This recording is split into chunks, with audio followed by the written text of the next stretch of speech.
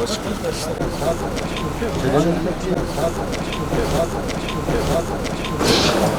burası salon.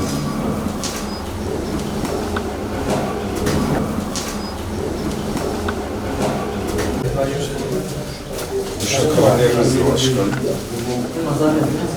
Şöyle bir ufaklığımız var. Başkanım burası salon. Gel. Turgut Özal Kentsel Dönüşüm Projemizi yerinde ziyaret ettik. Bu projemiz bildiğiniz gibi 2020 yılında başlayan bir süreçle başlamıştı. 2021'in Mayıs ayında ihalesi yapılmıştı ve inşaat süreci başlamıştı.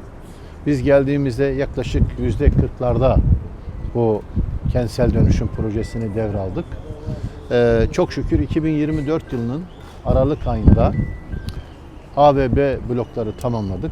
C ve D blokları da inşallah 2 ay içinde hak sahiplerine tamamen teslim edeceğiz.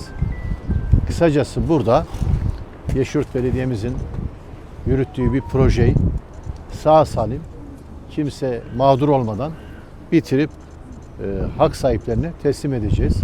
Emeği geçen tüm çalışma arkadaşlarıma hepsine tek tek teşekkür ediyorum. Sağ olun. Burası salon.